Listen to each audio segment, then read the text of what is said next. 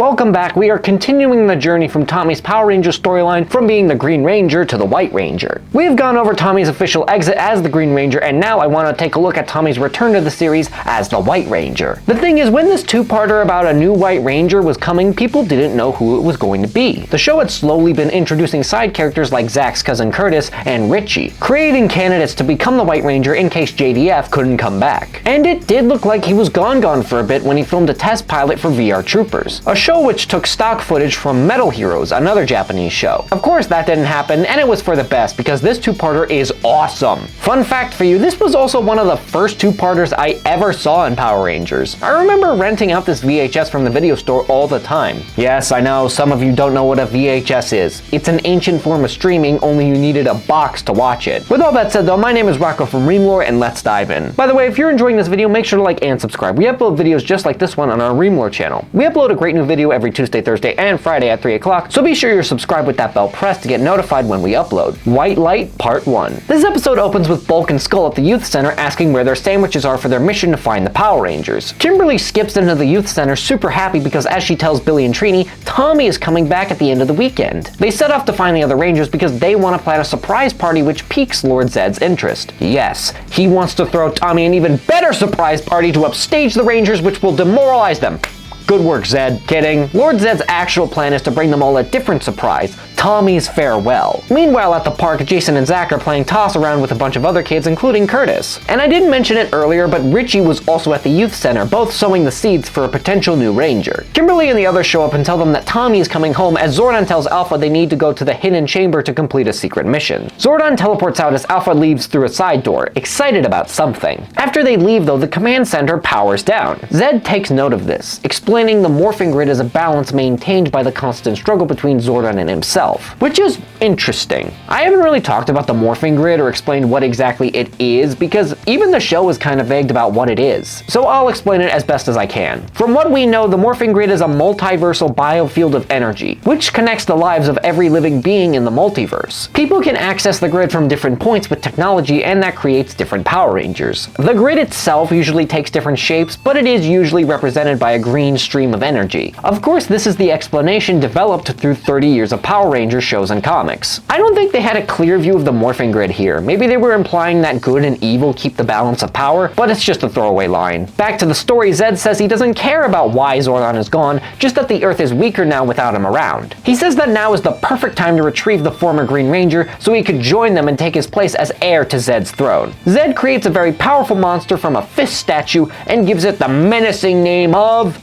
Nimrod. Okay, it's Nimrod the Scarlet Sentinel, but Zedd really called him Nimrod? Just called him Scarlet Sentinel. Bulk and Skull, meanwhile, are on a stakeout to find the Rangers. Skull asks the universe for a sign they're on the right path, which is when a meteor falls from the sky, planting their jaws firmly on the floor. The two walk over to the meteor to find Rita's space dumpster. Yeah, Rita is back for this two-parter for absolutely no reason whatsoever. She does nothing in this episode, and when she does get released, she almost immediately gets put back in and launched into space again. So what was the point? It just diminishes her return when she does come back for good later in the season. Bulk and Skull think this is an omen that will help them find the Power Rangers, so they take the dumpster and head out to the workshop owned by Skull's dad. Jason and Billy also arrive to examine the crater, wondering where the meteor is, as the others notice something strange while playing football. Zach notices this fist statue oozing goo. Oh no, this is the TV version of Ivan Ooze, isn't it? No wonder Zedd called this monster Nimrod. In all seriousness, this is pretty ominous. Most of Zedd's monsters transform right away. This time, however, the monster is taking its time, as if this one is way stronger than the other ones. Zach tries to call Zordon an alpha, but gets no answer. The Rangers regroup in front of the statue as Zedd sends his Z putties to give his monster more time to grow. I have to say, most of the putty fights are pretty pointless, but these ones are great. It's because the actors' martial arts are improved, so they can do way more stuff with these guys. Bulk and Skull arrive at the workshop and decide to open the dumpster by any means necessary to find the Power Rangers. The Rangers teleport to the command center, not noticing the horrific face on the back of the statue. We finally see Tommy in this episode, swimming in the lake by his uncle's cabin, when suddenly he gets violently teleported away. We immediately go to Zedd bragging about how everything is going according to plan, and the end of the Power Rangers will come. Now obviously Zedd isn't the one who teleported Tommy, it was Zordon to make him the White Ranger. But imagine you've never seen this before. At face value, based on the order of events, it looks like Zedd just kidnapped Tommy. Because not only was Zedd talking about mind controlling Tommy again, after Tommy gets violently teleported, we immediately cut back to Lord with Zed saying, "Everything is proceeding as I had foreseen." This was a really good fake out because you could see things going this way. Maybe Tommy was going to be the White Ranger again, but instead Zed creates him to be his evil right-hand man. A redo of the Green Ranger saga where Tommy gets mind controlled again as the White Ranger. Or maybe Zed revives the Green Ranger with Tommy as a permanent bad guy for this season, and the White Ranger is Richie or Curtis fighting to save him. Back to the plot, the Rangers walk into the command center with everything shut down. They think this is weird for Zordon and Alpha just to take off as Billy takes a disc with information on it. Bulk and Skull meanwhile try their hardest to open the space dumpster as Zed frees his monster, Nimrod. "Oh no, run away! Nimrod is here to destroy us!" Billy finds out there is another hidden door of light in the command center, but none of them have time to understand that as Nimrod shows up. They fight with time warping around as the background constantly changes behind them. Yeah, Zoo Ranger stock footage fighting Die Ranger stock footage creates problems because they don't have a Nimrod suit. The Rangers summon their Thunderzords and form the Megazord right away, of course. This is where Nimrod shows off a neat trick, and that is to summon her sisters AC and DC. Yes, seriously. I guess the Rangers are gonna have to team up with Iron Man. The Rangers get thrashed almost immediately as Billy teleports to the command center for some reason. Bulk and Skull meanwhile start to hear Rita cry out in pain as the chainsaw Bulk and Skull are using creates a lot of noise. Billy goes to the command center looking for Alpha and Zordon. He puts in the access code and the white room opens up to him. He falls in above where Alpha and Zordon are working on their secret project, creating a new Ranger, which ends the episode on a cliffhanger. That's the end of this episode, but how does it rank? Characterization, I'm giving a 3. To be honest, this is very out of character for Zordon and Alpha to abandon their posts like that. They aren't that stupid. Other than that, the characters are as strong as always. Story's getting a 4. The storyline is way more straightforward than the last two-parter, with events actually making sense and the powers aren't coming out of nowhere. Entertainment gets a 5. The fights are as fun as ever, and the Bulk and Skull bits are super enjoyable. Importance also gets a 5. This is the first time we are seeing the 7th Power Ranger. It's a must-watch as a Power Rangers fan. White Light Part 2. Continuing where we left off, Billy is awestruck about a new Ranger as Zed talks about how great the Scarlet Sentinel is, and that should have just been the name. Zed says that when the Rangers return, they will crush them as he proceeds with his plans. Yeah, that's not really addressed in this episode, the fact that the Rangers ran away from a Megazord battle and a giant monster is still on the loose. Billy goes back to the Rangers and tells them about Zordon and Alpha making a new Ranger. That's why the command center is offline. All the energy is being used to make this Ranger. Again, it would have helped to inform your team about that, Zordon. The Rangers are not excited about this new guy, however. Tommy was a member of their team for a long time and they wonder why he couldn't get these new powers. Why is this new guy getting to be a Ranger? Jason stands up for Zordon though, saying he must have a good reason since Zed's monsters are way stronger than Rita's. They need 6 Rangers. Bulk and Skull are frustrated because they've tried everything and can't get the dumpster open. When Skull thinks of something Ernie has that could work. This is when I realized that Ernie isn't really in these Tommy-focused story arcs. He's in almost every filler episode, but when it's a story arc, he gets shoved to the side, and I feel like that's a mistake. I mean, sure, we have a narrative, but you can find some time for him. At the command center, Zordon and Alpha finished their project and contacted the Rangers telling them to teleport here. They arrive when Zordon tells them to welcome the new member of the team. After the Green Ranger powers were diminished, it was decided they needed an even more powerful Ranger to combat Lord Zed and his forces. So they found a candidate and a new Ranger was made. Zordon presents the White Ranger as a white light appears above their heads. Descending from high above, the White Ranger lands in front of the Rangers and takes off his helmet as Kimberly passes out. Yep, it's Tommy, officially a Ranger again, which makes everyone happy, since they were hoping it was Tommy. Man, this whole sequence is amazing. This is how you introduce a new Ranger. The whole thing was built up and the moment was filled with so much grandeur and importance. The scene of him arriving too, like an angel descending from above to help the Rangers in their time of need. And the reaction to seeing Tommy underneath the helmet is all time. You need to see this for yourselves. So yeah, they created a new Ranger and that just opens up a bunch of new questions. How?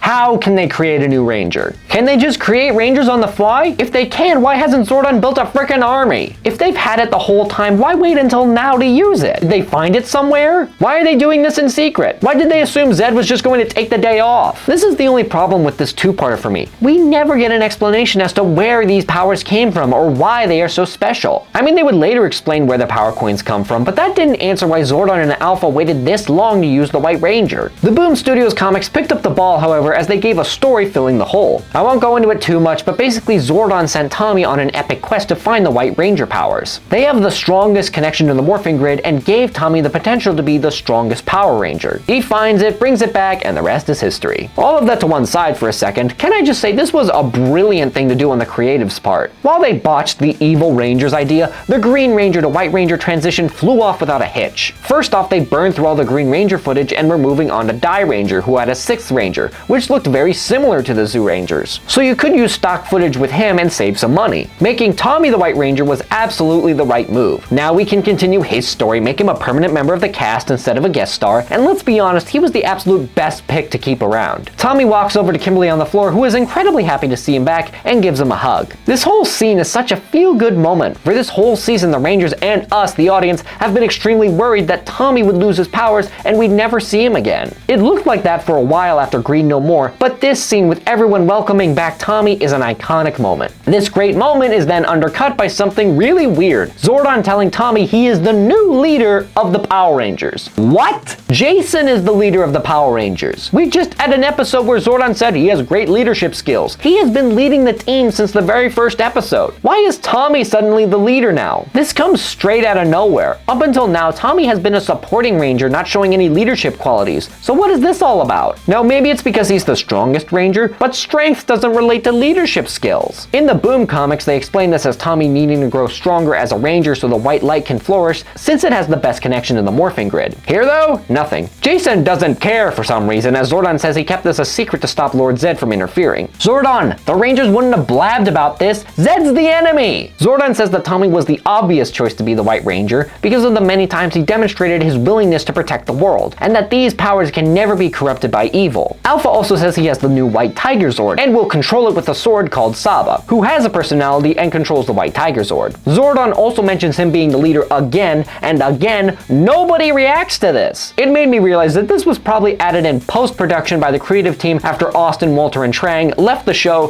which clears up the questions I had about that. Bulk and Skull get back to their very entertaining subplot as they use a giant can opener on the dumpster. Okay, of all the questions I've had during this two-parter, I need to know what Ernie was using that giant can opener for. Like, what could possibly be in a can that big? At the command center, they find out what Bulk and Skull are doing and become worried since it will blow their cover. And release your mortal enemy! What is wrong with you people today? Zordon sends Trini and Billy to repair the Zords and sends Jason, Zack, and Kimberly to stop Bulk and Skull as Tommy summons his White Tiger Zord to fight Nimrod and AC/DC. Man, I love that sentence. Jason and his team fight some putties outside of the workshop as Tommy summons his Zord, backed by the new theme song. Because we all know the Green Ranger theme song. They played it all the time as he fought as the Green Ranger, but he's now the White Ranger and got an original theme later on in the show. Tommy and Saba, voiced by Tony Oliver, flip over the White Tiger Zord before arguing. Tommy and Saba jump on their Zord and charge at the Scarlet Sentinel as Tommy enters his awesome cockpit. Tommy puts Saba into the control panel, which transforms it into battle mode. The fight is awesome as the White Tiger Zord can follow Tommy's movements. Tommy inserts a crystal ball into the control panel, which allows his Megazord to shoot fire. Nimrod, the Scarlet Sentinel, then summons her sisters AC/DC and knock Tommy out of the Zord. Zordon, watching this, decides to configure the other Zords to merge with Tommy's Zord to form the Mega Tiger Zord. Jason, meanwhile, summons his Thunder Zord as the White Tiger Zord gets back on its feet. The Red Thunder Zord then rides the White Tiger Zord like a horse, and it looks awesome. Tommy then transforms the White Tiger Zord and it merges with the other Zords to form the Mega Tiger Zord, which looks unbelievably cool. That begs the question, Boom Studios,